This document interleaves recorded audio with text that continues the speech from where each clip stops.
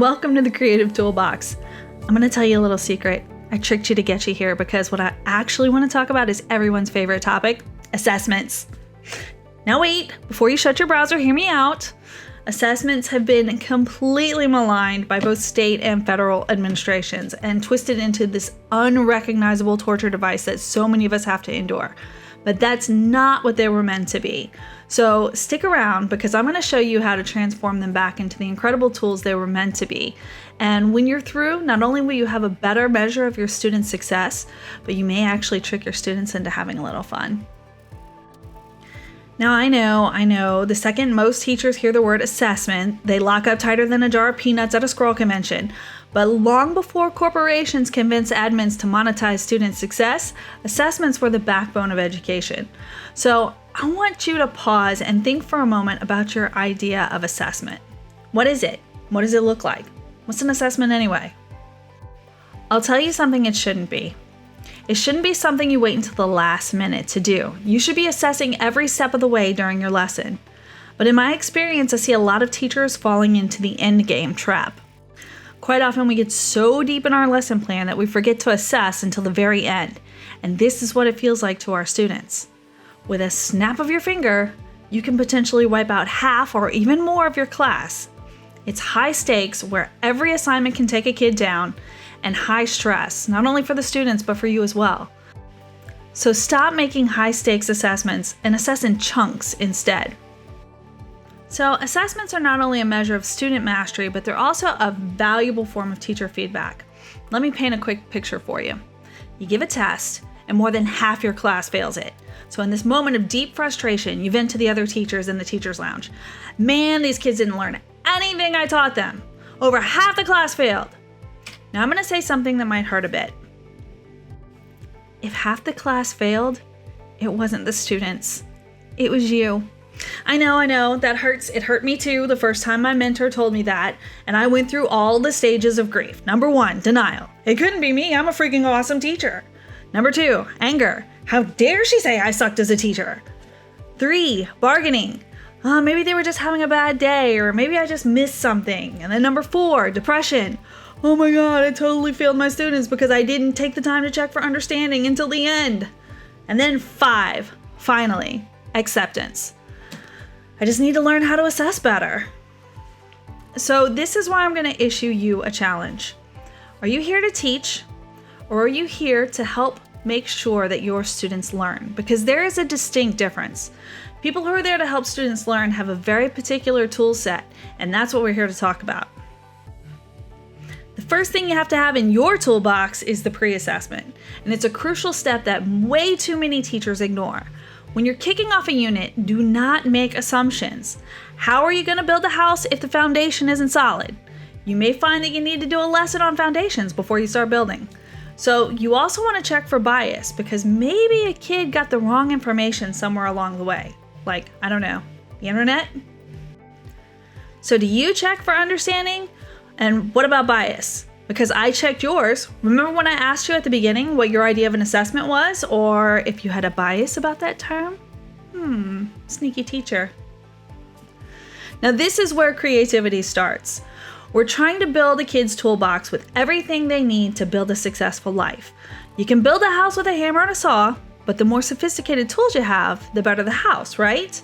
So even at the pre-assessment phase, we want to check and see what that kid is carrying in his toolbox. The first pre-assessment we take in my class was less about content and more about tech skills. I would give a creativity pre-assessment to see what tech skills we were starting with. So my questions were, can you take a picture on your phone? Can you draw a picture on the computer? Can you record a noise on your phone? Can you record a video on your phone? And can you build something in 3D? Now you may be thinking, this stuff has absolutely nothing to do with my content, but they have everything to do with creative assessments, so stick with me. So this is a great way to set the tone for creativity. Obviously, we're not going to throw tech in just to throw tech in. You're going to link it to your content in some way, so let's let that marinate for a second. In Texas, we love a good marinade. It's that sauce that gives your meat such great flavor.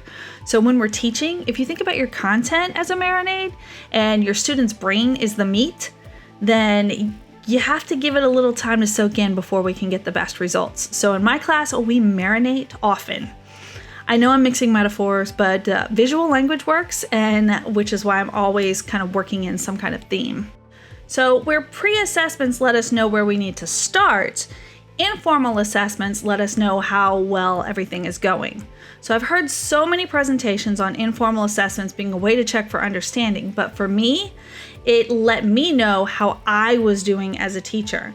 If the kids weren't getting it, I'd have to figure out a different way to approach the material so that they were all on board.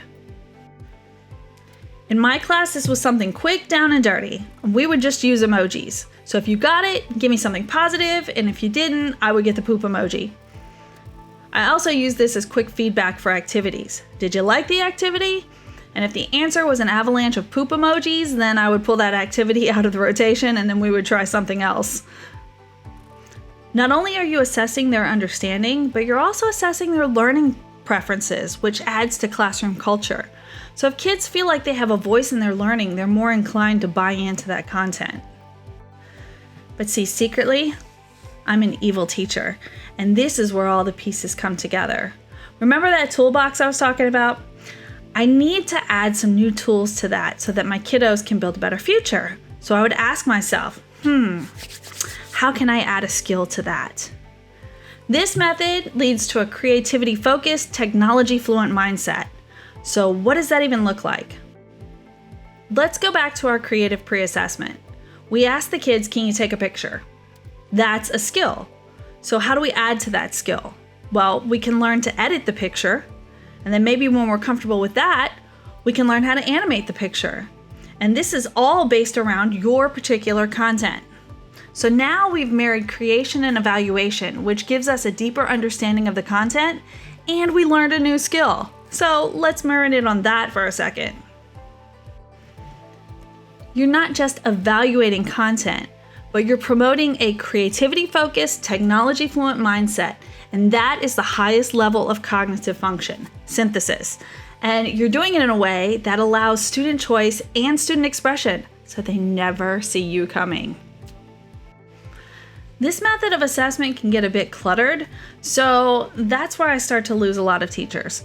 The first objection I always hear is, how am I supposed to grade all of that? Well, it's actually a lot easier than you think. You'll just need to use a content collection system. These not only gather student-created artifacts, but they also allow student choice of expression and differentiation. So a few of my favorites are Adobe Spark, Wakelet, Padlet, and Seesaw.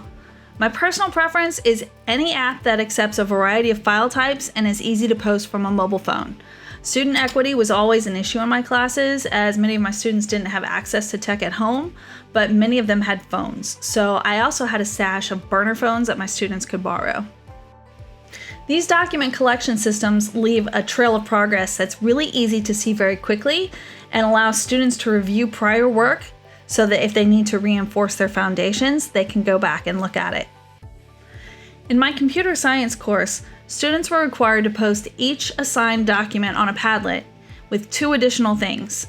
They had to tell me the software that they used to create whatever the item was, and then they had to tell me 2 new skills that they had acquired during the assignment. At the end of the course, the final assessment was a resume, and using their portfolio, they could quickly compile a list of software that they had learned and were able to articulate specific skills they'd acquired. Now that's one heck of a toolbox. Now, I'm going to pause for a second because I really want you to consider grading. Do you really need to grade everything? Because in the beginning I did, and I quickly became overwhelmed. Every assessment does not require a number in the grade book. And I also encountered another issue that changed my mindset on assessment. I had a student named Juan Carlos who could barely read or write in his native language, much less English. So this kid could create virtual reality movies using Adobe Animate, which is a pretty difficult program to learn for adults, much less 7th graders.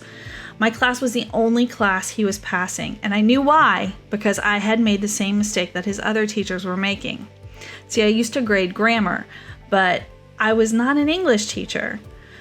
And when I graded on grammar, many of my English language learners would fail despite being able to demonstrate the necessary computer skills that they were learning in computer class. When I graded the grammar, kids were less engaged and they didn't enjoy the class as much. So that's when I stopped grading grammar and creativity flourished. So when you're grading, overcorrection kills creativity, motivation, and if you're not careful, it'll tank your engagement as well. So I'm not saying you can't address grammar issues, but do it one thing at a time. I started with capitalizing the letter I, and then when that expectation was established and students demonstrated mastery, we moved on to the next thing.